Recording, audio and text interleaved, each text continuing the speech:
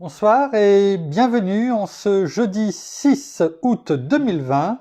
Nous en sommes rendus aujourd'hui à la méditation numéro 139 dans le livre Les psaumes des temps modernes de notre ami pasteur Jean-François Denis que vous connaissez maintenant bien. Et si ce n'est pas le cas, je vous invite à aller cliquer sur le lien qui vous mène au ministère Théovox et au studio Théovox et vous verrez, il y a plein de choses à écouter, à regarder et à méditer. Le titre de ce soir, c'est « Dans son armée que j'ai décidé de m'enrôler ». Il y a de ces jours où l'ennemi tente de m'oppresser et de m'angoisser par toutes ses attaques et à travers certaines difficultés. Mais moi, j'ai décidé pour lui, c'est-à-dire Jésus, de marcher malgré le dénouement de certaines situations.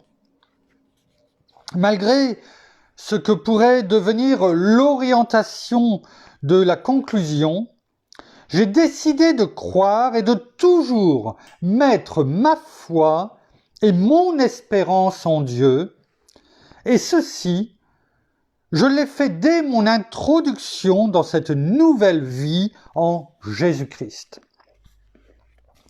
C'est pourquoi, face à mon ennemi, aujourd'hui, de tout mon cœur, je m'écrie « Tu peux tout prendre, tout m'enlever et tenter de m'intimider, mais il y a une chose que je sais et que tu ne pourras jamais nier, c'est que celui qui est à l'intérieur de moi est beaucoup plus fort, beaucoup plus puissant et au-dessus de toi.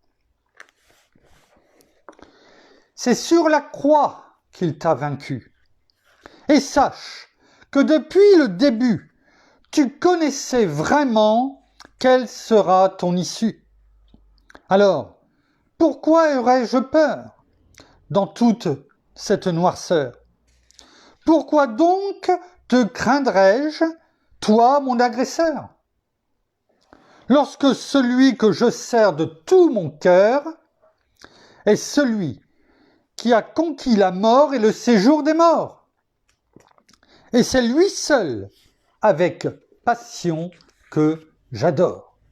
Alors, peu importe le prix à payer, sache que je me suis engagé dans son armée. Sache que ma croix, j'ai décidé, par sa grâce, de la porter. Car mon objectif n'est pas fixé en fonction de cette humanité, mais en relation avec l'éternité. Je te le dis, un jour, très bientôt, je le sais, c'est à ses pieds que je déposerai toutes ces couronnes, lui démontrant mon amour et ma fidélité. Le jour où dans mon fort intérieur, je l'ai accepté comme mon sauveur, je suis devenu un fils et un bénéficiaire de mon Seigneur. Je suis donc passé de la mort à la vie, car en lui et avec lui, je suis ressuscité. C'est donc par l'expérience de cette nouvelle naissance que j'ai été justifié. Je reconnais que du jugement à venir et du péché, j'ai été sauvé. Et que mon héritage en lui est assuré, car je ne suis plus esclave, mais héritier. Ce que m'a donné le salut est bien plus que je ne pouvais l'imaginer. Que je ne pouvais imaginer. Je suis maintenant libre, libéré et affranchi du péché. C'est pourquoi je me suis totalement enrôlé et dans ses rangs, je me suis engagé. Alors, peu importe l'adversité, peu importe le prix à payer, ou encore, combien cela devra me coûter. Je suis prêt à marcher et à le suivre jusqu'au jour où il viendra sur les nuées me chercher. Merci Père, merci Seigneur, merci bien-aimé Saint-Esprit. Conduis toutes choses encore ce soir et nous rendons toute pensée captive à l'obéissance au Christ. Nous avons le renouvellement de nos pensées. Et bien-aimé Saint-Esprit, tu touches les cœurs.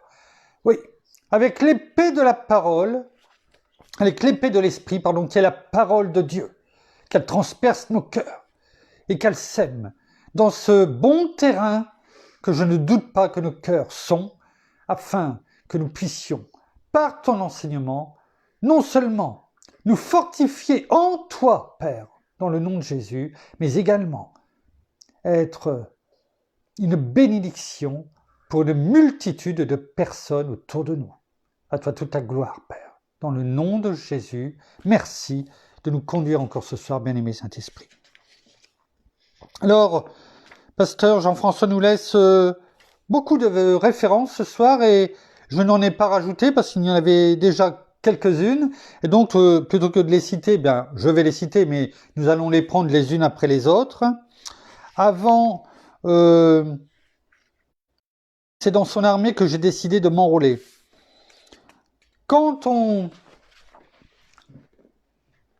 De tout temps, quand on s'engage dans une armée, ou pour ceux qui ont fait tout simplement, même sans parler d'armée, de guerre, etc., parce que depuis bien longtemps maintenant, enfin quelques décennies, en tout cas en France, il n'y en a pas eu, et tant mieux, mais pour ceux qui ont fait leur service militaire, parce que les jeunes ne le connaissent pas non plus, parce que il n'y en a plus, ou c'est volontairement, eh bien, il faut savoir, parce qu'on l'a lu là, c'est pourquoi je me suis totalement enrôlé et dans ces rangs, je me suis engagé. Alors là, on ne parle même pas d'engagement, on parle simplement de service militaire en ce qui me concerne, et on va prendre l'exemple que je connais, le mien.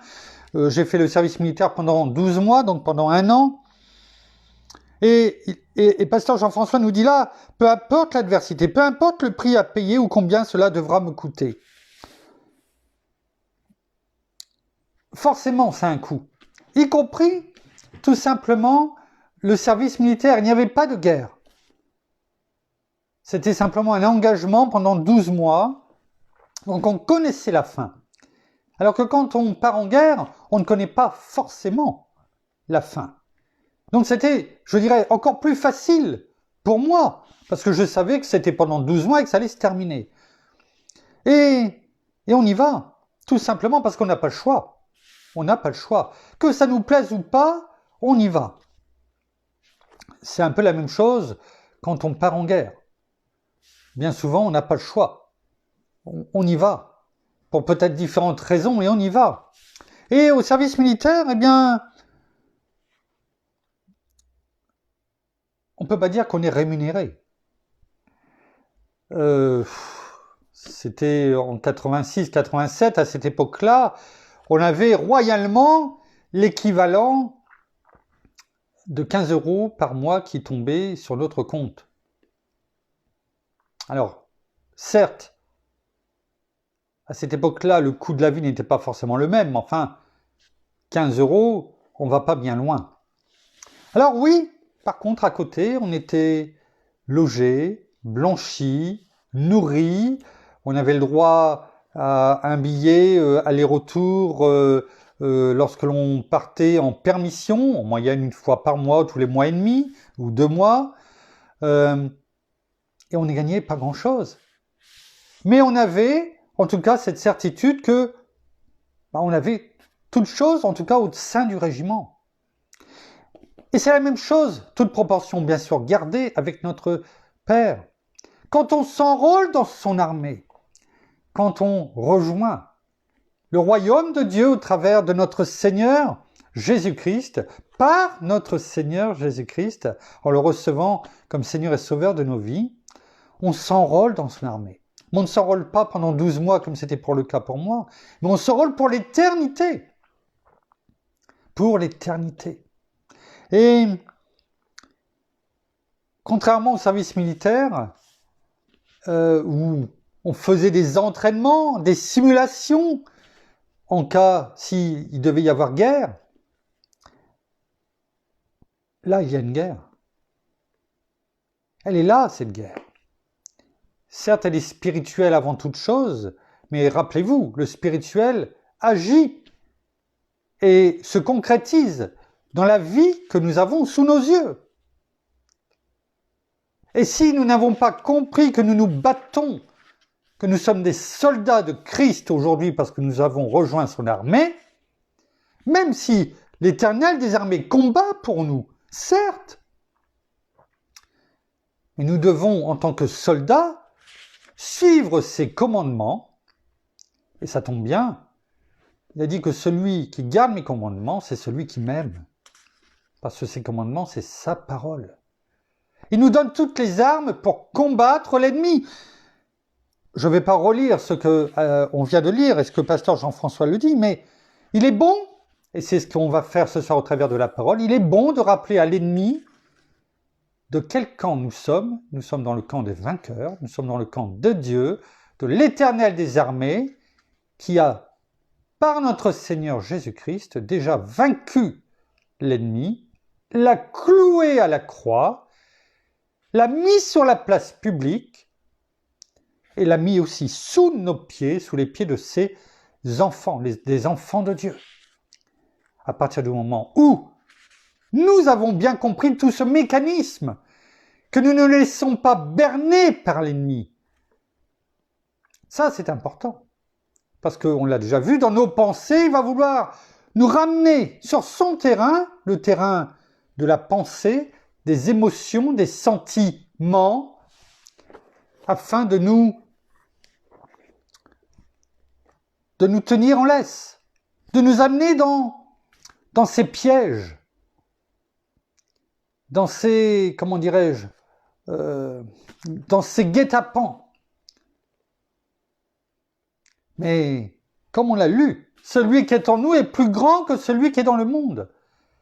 Et c'est pourquoi nous devons rendre captifs nos pensées, nos émotions, comme nous l'avons fait tout à l'heure, afin que notre esprit domine sur nos pensées, sur notre âme, le siège de nos pensées, de nos émotions et de notre volonté, et donc sur notre corps.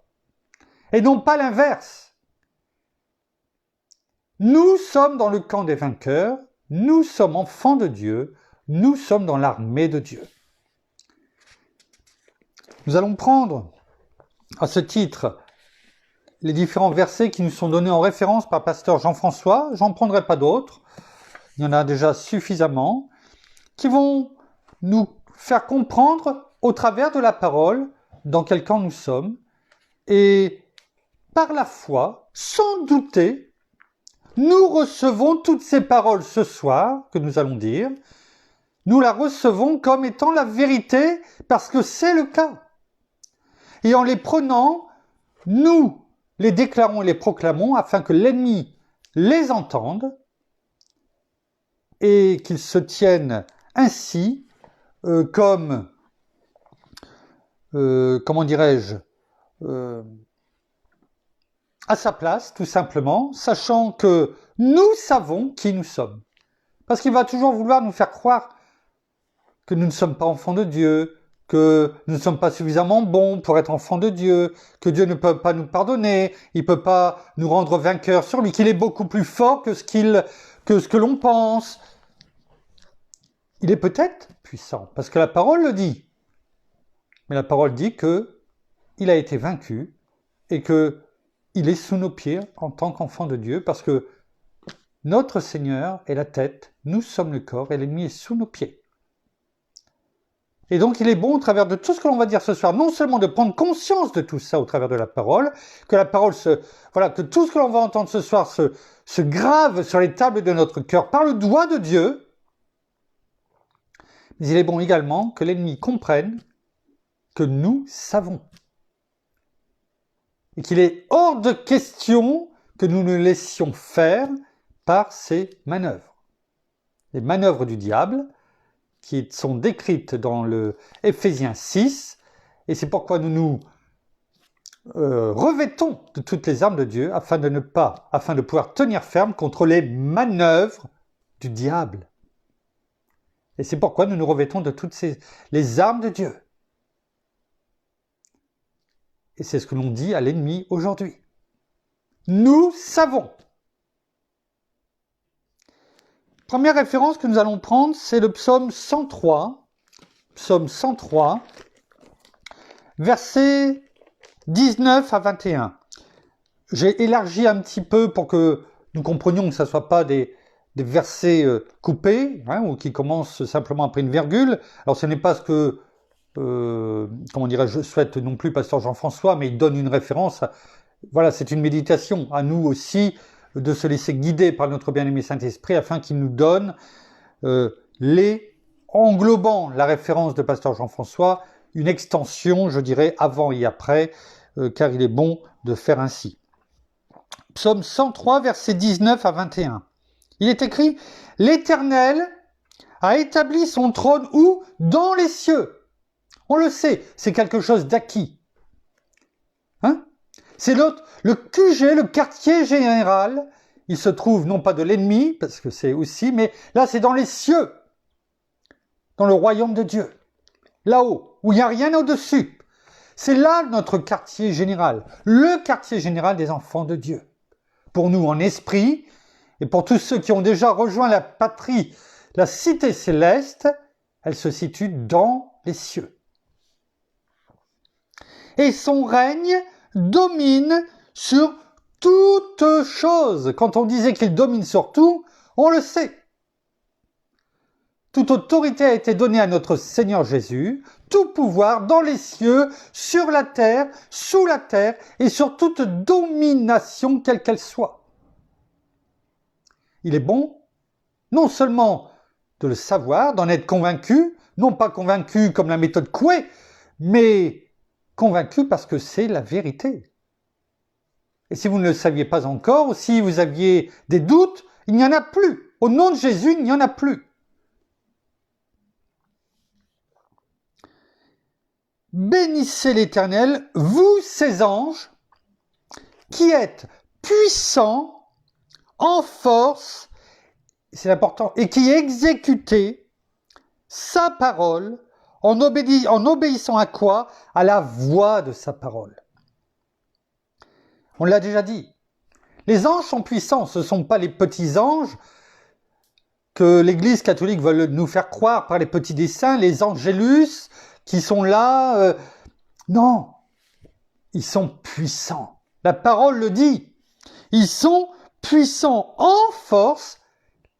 Si la parole de Dieu prend le temps de rajouter au-delà de puissant, qui est déjà important, en force, c'est-à-dire qu'il ajoute pour que l'on comprenne bien, en force, et ils ne font qu'exécuter sa parole. C'est leur ministère. Exécuter la parole de Dieu envers les enfants de Dieu. Et ils n'obéissent qu'à une seule chose, non pas à l'être humain, non pas aux enfants de Dieu. Ils obéissent à la parole de Dieu. On l'a déjà vu. Sachez le retenir. Ce n'est pas la peine de parler aux anges, parce que ce n'est pas à un ange que vous parlerez. La parole est claire. Ils n'obéissent qu'à la parole de Dieu. Vous pouvez, au nom de Jésus, en déclarant la parole, selon ce que Dieu a dit, là, et on le voit dans d'autres passages, le ministère des anges existe, mais ce n'est pas à un homme qu'ils obéissent, ils obéissent à la parole de Dieu. Il est bon de le marteler et de le rappeler, afin de ne pas faire d'erreur lorsque l'on prêche la parole. Bénissez l'Éternel, vous toutes, ses armées. C'est donc au pluriel, armée E-E-S, mais c'est S-E-S, les siennes. Non pas c'est C-E-S, celles que l'on montre. Non, non, les siennes, celles qui appartiennent à Dieu.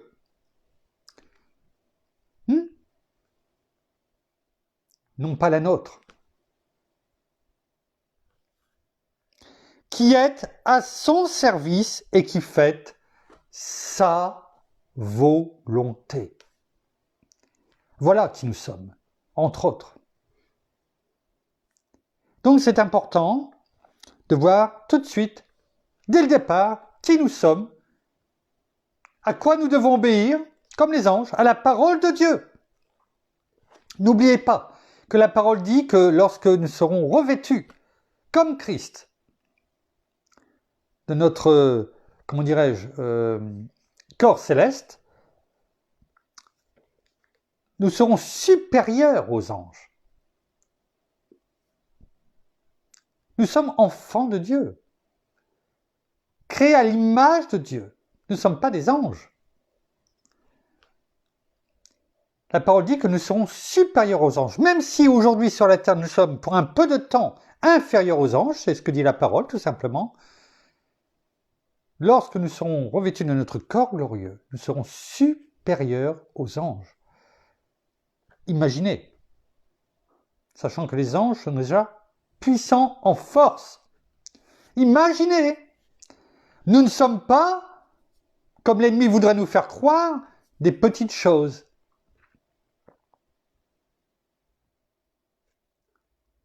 Rejetez et rejetons tout ce que l'ennemi veut nous faire croire. Dans Romains,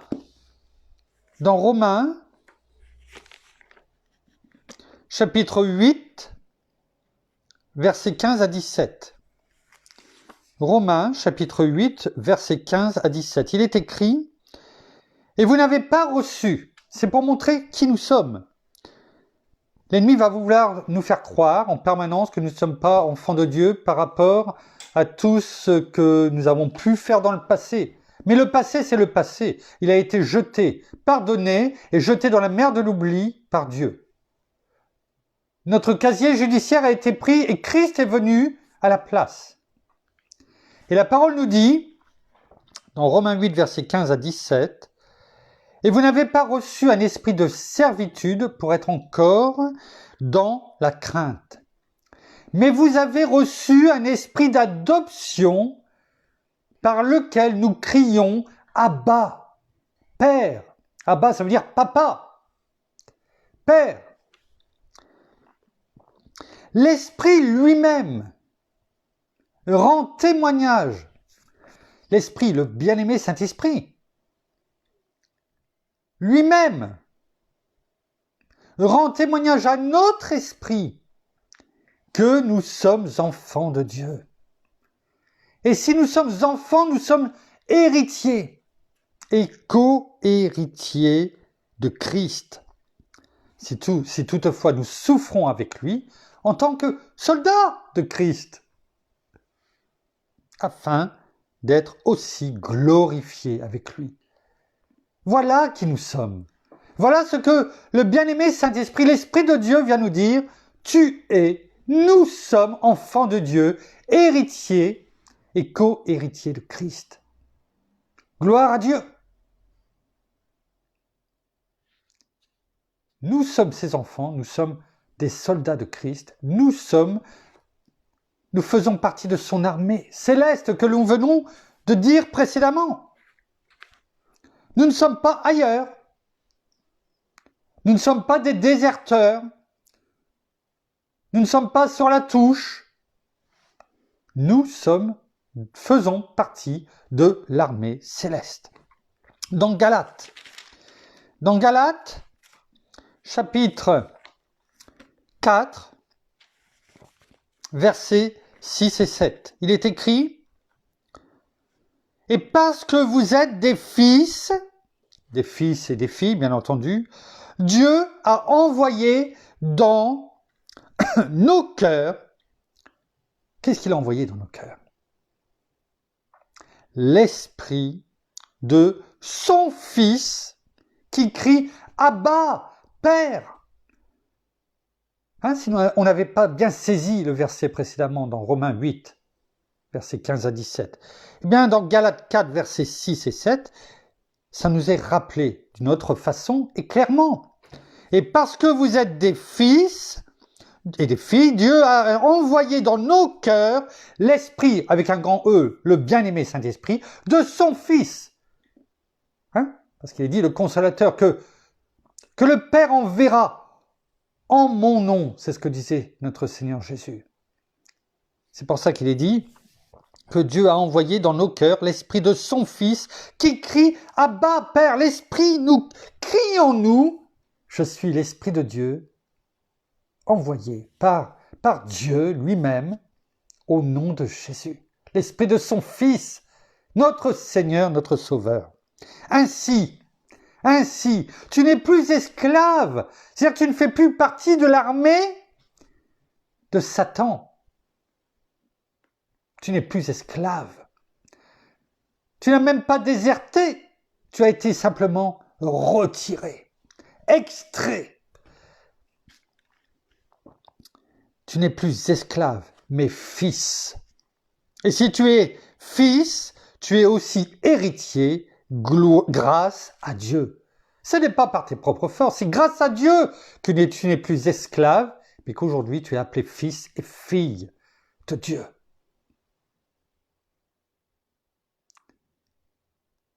Ne laissez pas croire, ne laissez pas l'ennemi simplement mettre une semence de doute dans la tête. La parole est claire, j'insiste, je prends le temps pour insister sur cela, parce que c'est là où tout va se jouer. Et si vous recevez sans douter ces paroles, la vie est transformée. Notre vie est transformée. Dans Apocalypse, chapitre 21. Apocalypse, chapitre 21. Regardez ce qui est écrit dans le verset 6 à 8.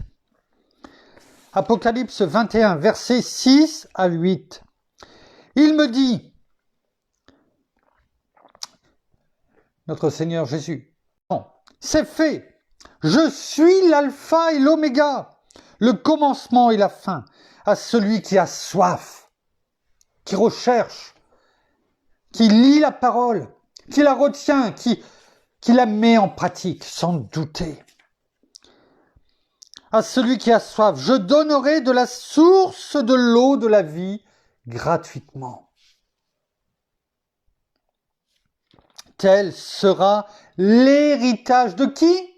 Du vainqueur. Je serai son Dieu et il sera mon fils. Mais pour les lâches, ceux qui désertent, ceux qui laissent tomber. Un déserteur, pendant un temps de guerre, on va le chercher, on le rattrape, on le fusille. C'est ce que l'ennemi fera. Il te mènera à la mort. Mais pour les lâches, les incrédules, ceux qui ne croient pas finalement, qui doutent, les abominables, les meurtriers, les débauchés, les magiciens, les idolâtres et tous les menteurs. Et il y en a malheureusement chez les enfants de Dieu. Donc entendons ce qui est écrit. Leur part sera où? Dans l'étang brûlant de feu et de soufre. Cela, c'est la seconde mort. Alors ne soyons pas ces déserteurs, mais soyons en première ligne dans l'armée de Dieu. Dans Luc, chapitre 10, verset 19.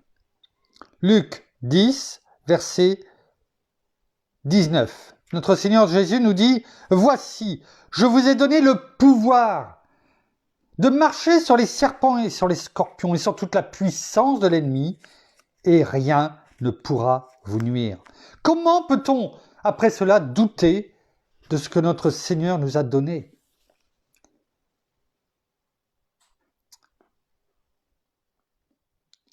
Il nous a fait ambassadeurs de Christ, de son nom sur terre. Et en son nom, il nous a donné le pouvoir de marcher sur les serpents et les scorpions et sur toute la puissance de l'ennemi. Et il nous dit, et rien ne pourra vous nuire.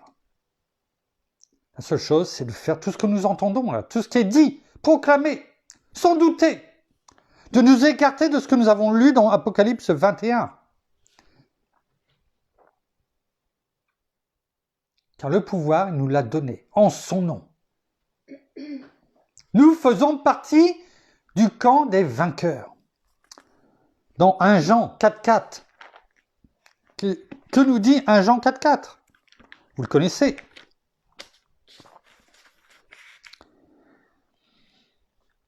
On va lire l'ensemble du verset. Vous, petits enfants, c'est nous. Vous êtes de Dieu. Sous-entendu, ne doutez pas. Vous êtes de Dieu, vous, petits enfants, vous êtes de Dieu. Et vous avez vaincu les faux prophètes, ceux qui vous disent et qui sont conduits par l'ennemi pour vous dire « mais non !» ou vous détournez, en vous mentant, en vous donnant une parole frelatée, une parole où tout n'est pas donné, une parole tiède. Non, la parole est la parole, tout entière, de la première lettre de la Genèse à la dernière lettre de l'Apocalypse. Car celui qui est en vous, on l'a lu tout à l'heure, vous savez c'est qui? L'Esprit de Dieu, l'Esprit de Jésus, qui est en vous. Eh bien, qu'est-ce qu'il dit? Est plus grand que celui qui est dans le monde. Est plus grand que celui qui est dans le monde. Nous sommes vainqueurs. Et si il veut nous dire « mais tu peux rien contre moi », on peut lui rappeler « non, non, car celui qui est en moi, je te rappelle, eh bien, c'est l'Esprit de Dieu que Dieu a donné par notre Seigneur Jésus-Christ. L'Esprit de Jésus qui est en moi est plus grand que celui que toi. » C'est ce que la parole me dit et je te le dis. Remettons l'ennemi à sa place, là où il est, avec respect. La parole nous dit que même l'archange Michael, quand il a combattu pour le corps de Moïse, s'est battu contre Satan, mais il a eu du respect. Il s'est battu contre lui. Il a été vainqueur. Et c'est ce que nous devons faire. Nous avons la force et nous devons respecter, y compris notre ennemi. Respecter l'ennemi, ça ne veut pas dire lui faire confiance. Ça ne veut pas dire baisser les armes devant lui. Non, ce n'est pas ce que ça veut dire. C'est avoir du respect. Pourquoi? Parce que le respect fait partie au travers de tous les fruits de l'esprit, du caractère de Christ en nous, bien fait partie de ce que nous sommes, de la nature de Christ en nous. Quand notre Seigneur Jésus a combattu dans le désert Satan, il n'a pas été grossier avec lui. Apprenons à être comme Christ. Et il l'a vaincu comment? Par la parole. Fils de Dieu, il a utilisé la parole pour vaincre l'ennemi. Il n'a pas utilisé des formes grossières. Il lui a rappelé la parole. Et Satan est parti. Pourquoi? Parce qu'il sait très bien que quand on rappelle la parole, celui qui est en nous est plus grand que lui. Il sait où est sa place. Il connaît sa fin. Et quand il sait que il n'y a aucune part en nous de l'ennemi, parce qu'il n'y a aucun doute, il sait qu'il faut se retirer de nous. Sachons méditer cela et surtout l'appliquer. Dans Romains, à nouveau, chapitre 8, Romains, chapitre 8, versets 35 à 39. On va sûrement dépasser un petit peu ce soir, mais c'est important. Ça fait partie des fondations.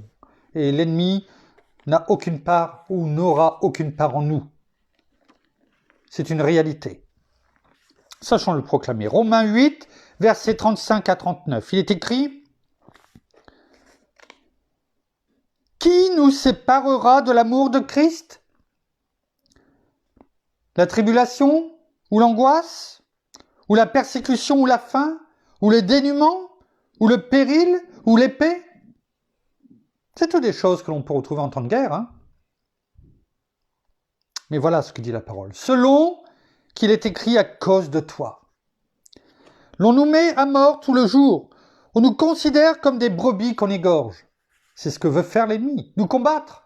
Et dans un combat, il y a des pertes. Et c'est ce qu'il veut. Mais si nous sommes et nous faisons tout ce que nous avons vu précédemment, nous pouvons dire, avec la parole, car je suis persuadé que ni la mort, ni la vie, ni les anges, ni les dominations, ni le présent, ni l'avenir, ni les puissances, ni les êtres d'en haut, ni ceux d'en bas, ni aucune autre créature ne pourra nous séparer de l'amour de Dieu en Christ Jésus notre Seigneur. Rien ne pourra nous séparer de qui nous sommes. Soldats de Christ, enfants de Dieu, c'est la même chose. C'est une fusion, enfants de Dieu, soldats de Christ. C'est une fusion. Car en tant qu'enfants de Dieu, lorsque nous venons à Christ notre Seigneur, nous entrons directement dans l'armée de Dieu, l'armée de Christ en tant que soldats de Christ, car nous entrons tout de suite en guerre contre l'ennemi. Dès le départ, il ne nous lâchera pas. Sauf si on fait tout ce qu'on a dit, afin qu'il s'éloigne loin de nous. Pourquoi ? Parce que Jacques 4,7 le dit, « Soumettez-vous donc à Dieu, résistez au diable », par tout ce qu'on vient de dire. Et ce que l'on dit depuis 138 méditations, 139 aujourd'hui. Et il fuira loin de vous. Exemple de Christ, toujours Christ comme exemple. Comme nous l'avons dit tout à l'heure. Dans Colossiens, chapitre 1er, verset 13. Colossiens, chapitre 1er, verset 13, il est écrit « Il nous a délivrés du pouvoir des ténèbres. » Ça montre bien qu'il y a un pouvoir. La parole ne nous dit pas que les ténèbres n'ont pas de pouvoir. C'est pas ce qu'elle dit. Il nous a délivrés du pouvoir des ténèbres. Donc ça veut dire qu'il a plus de force que les ténèbres.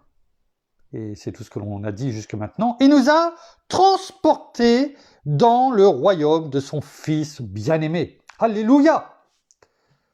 Voilà où nous sommes. Voilà où nous sommes. Il nous a délivrés. Dans Éphésiens, chapitre 1er également, versets 20 à 23.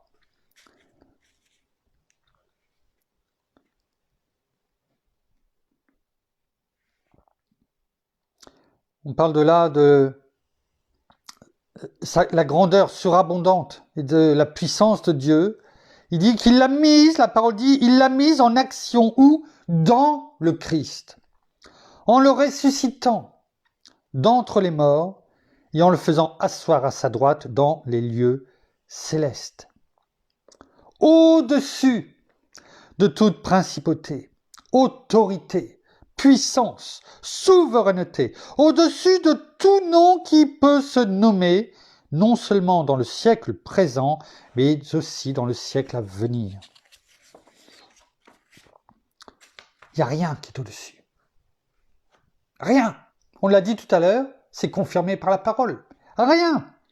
Il a tout mis sous ses pieds et l'a donné pour chef suprême à l'Église. C'est notre général des armées. Il n'y a personne au-dessus. Qui est son corps ? Nous, on l'a médité cela. Nous sommes son corps. Il l'a donné pour chef suprême à l'Église, avec un grand E, qui est son corps, la plénitude de celui qui remplit tout en tous. Voilà qui nous servons. Voilà qui est le chef suprême, qui domine sur tout et dont l'ennemi est sous les pieds.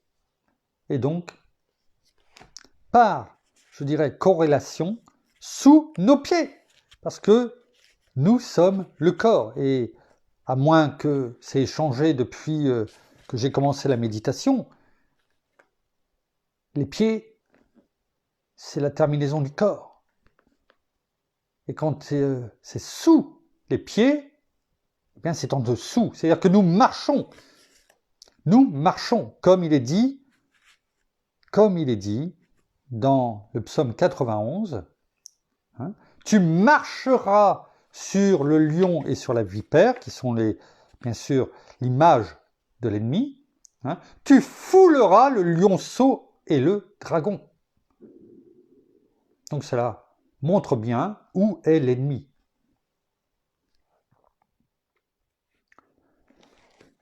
On va faire un grand bond en arrière en allant dans Deutéronome. Dans Deutéronome 28, versets 13 et 14, il est écrit « L'Éternel fera de toi la tête et non la queue. Tu seras toujours en haut et tu ne seras jamais en bas. Lorsque tu obéiras au commandement de l'Éternel, ton Dieu, que je te prescris aujourd'hui. » Et aujourd'hui, c'est le présent continu. C'est ce que l'on voit chaque jour quand on ouvre la parole. Lorsque tu les observeras et les mettras en pratique. Et que tu ne t'écarteras ni à droite ni à gauche de tous les commandements que je vous donne aujourd'hui pour te rallier à qui? À d'autres dieux, d'autres passions, etc. Et pour leur rendre un culte. Rendre un culte, c'est pas forcément s'agenouiller aujourd'hui. C'est simplement faire de ta passion de lui donner la place de numéro 1 dans ta vie, avant Dieu, avant notre Seigneur Jésus, avant notre bien-aimé Saint-Esprit, avant même ton conjoint, avant tes enfants, avant ce pourquoi tu as été appelé dans l'armée de Christ, dans l'armée de Dieu. C'est ça, Deutéronome 28, versets 13 et 14. Si tu fais tout ce que nous avons dit, tout ce que vous avez et nous avons entendu ce soir, que tu ne t'écartes pas, que tu mets en pratique, que tu gardes, la parole est claire, tu es la tête et non la queue. Oui, la parole est claire. Elle dit même, tu seras toujours en haut. Toujours en haut. Et elle précise en disant, tu ne seras jamais en bas. La parole aurait pu dire tout simplement, tu seras toujours en haut, point final. C'est un peu comme le lapsus, je monte en haut et je descends en bas. C'est une évidence. Et si tu es toujours en haut, c'est une évidence que tu ne seras jamais en bas. Et pourtant la parole insiste en nous le mettant, pour insister sur le fait que ce que je te dis, c'est ce qui va se passer. Tu peux y croire, parce que je ne mens pas. C'est ça, c'est insister.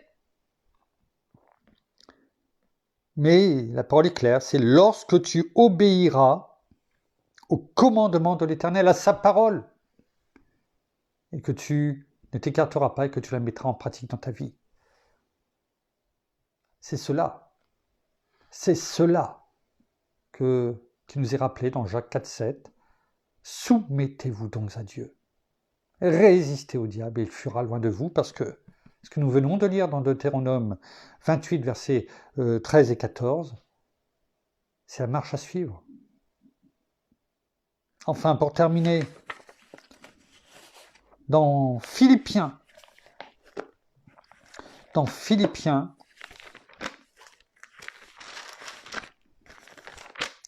l'épître aux Philippiens, chapitre 4, versets 12 et 13, il est écrit « Je sais vivre dans l'humiliation et je sais vivre dans l'abondance. » C'est un peu ça aussi une armée. On sait vivre, même si quelquefois on n'a pas grand-chose, on est peut-être sale, parce qu'on n'a pas eu le temps de se laver, parce qu'on est en train de faire des manœuvres, et puis que on n'a pas de douche sur place. On se lave avec un petit peu d'eau que l'on a, on se débarbouille, on peut être un petit peu au milieu de cette saleté, mais pas cette saleté, cette souillure du monde. C'est parce que peut-être nous sommes avec des personnes et nous sommes dans l'humilité envers ces personnes. Peut-être, oui, l'endroit où nous sommes, c'est peut-être pas ce que nous rêvons. Mais on sait pourquoi on le fait. Et on peut être quelquefois dans l'abondance, se réjouir, aller aux messes des officiers, faire un bon repas, parce que c'était le moment de se poser après la victoire. Avec toutes les modérations, bien sûr, d'usage. En tout et partout, en tout, ça veut dire en toute chose, et partout, quel que soit le lieu, j'ai appris à être rassasié et à avoir faim, à être dans l'abondance et à être dans la disette. Il faut savoir s'adapter, mais avec Dieu, on aura toujours toute chose. Je puis tout par celui qui me fortifie. C'est-à-dire que tout ce que nous avons vu auparavant dans le verset 12, l'abondance, la disette, l'humiliation, l'abondance, qu'importe, parce que je puis tout par celui, c'est-à-dire par Christ, qui me fortifie. Alors, voilà qui nous sommes, des enfants de Dieu, nous sommes des soldats de Christ et nous sommes des vainqueurs. Des vainqueurs. Alors, que tout ce que nous avons entendu ce soir soit gravé sur les tables de notre cœur, soit nous ne soyons pas des auditeurs oublieux, et que nos oreilles spirituelles mais aussi physiques, entendent parfaitement ce que nous avons entendu, et sans douter un seul instant que nous mettions toutes choses en pratique dans nos vies, pour nous, mais aussi pour tous ceux que nous allons rencontrer et qui nous seront confiés sur le chemin de notre destinée. Merci Père, merci Seigneur, merci bien-aimé Saint-Esprit pour tout ce que tu nous as encore dit ce soir, enseigné. Nous terminons par la prière. Seigneur, merci encore ce soir bien pour ta présence parmi nous. Merci parce que tu ouvres nos yeux, merci parce que ce voile, se défait petit à petit, chaque jour un peu plus, parce que nous comprenons, parce que tu nous éclaires de tes voies, tu nous éclaires par ton chemin. Tu nous éclaires de la vérité, de la droiture et de la justice. Merci parce que nous pouvons nous confier en toi. Merci Seigneur Jésus, oui, pour tout ce que tu représentes pour chacun d'entre nous. Merci parce que tu es là à nos côtés chaque jour et c'est avec toi que nous voulons grandir et que nous voulons marcher dans ton armée, avec toi, comme le chef de notre armée. Nous voulons aller plus loin avec toi chaque jour et mettre en pratique chaque jour ce que tu nous demandes dans la parole. Nous voulons vraiment être fortifiés car c'est toi qui nous fortifie chaque jour un peu plus dans tout ce que nous faisons, même si par moments nous sommes fatigués ou nous sommes usés ou nous avons les difficultés, eh bien nous pouvons nous dire et nous réjouir avec joie et nous le répéter et le déclarer chaque jour un peu plus. Tu nous fortifies et je puis tout par Christ qui me fortifie. Alléluia. Oui, tu es là et tu nous relèves. Nous ne sommes pas à terre. Même si l'ennemi veut nous mettre à terre, toi tu es là et tu nous relèves chaque jour. Alors merci pour ta présence en nous. Merci pour tout ce que tu nous montres, tout ce que tu fais en chacun d'entre nous et que nous persévérions dans ce chemin que tu nous traces devant nous, dans ce chemin qui est la vérité, dans toi, Seigneur Jésus. Alors, merci vraiment pour tous tes bienfaits, merci pour tes bénédictions, merci Père encore parce que tu te révèles à nous par notre bien-aimé Saint-Esprit.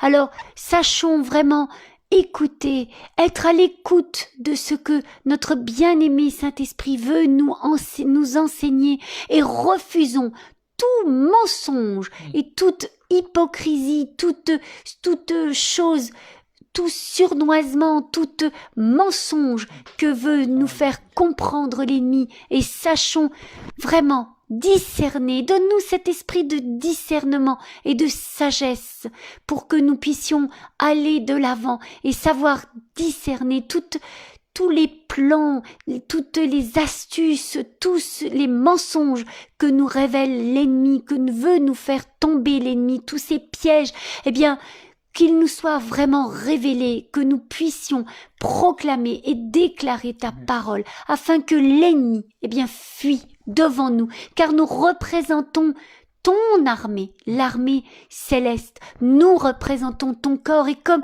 nous l'avons dit, comme nous l'avons entendu, nous sommes nous sommes la tête et non la queue, et nous sommes toujours en haut et nous ne serons jamais en bas. Alléluia. Alors oui, proclamons Merci. et déclarons cette vérité, non seulement à nous, mais aussi également à l'ennemi, qu'il entende de nos bouches qui nous sommes, dans le nom de Jésus. Amen. Amen.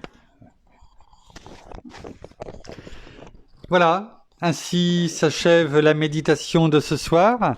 Nous vous bénissons abondamment de toutes les bénédictions spirituelles dans les lieux célestes en Christ.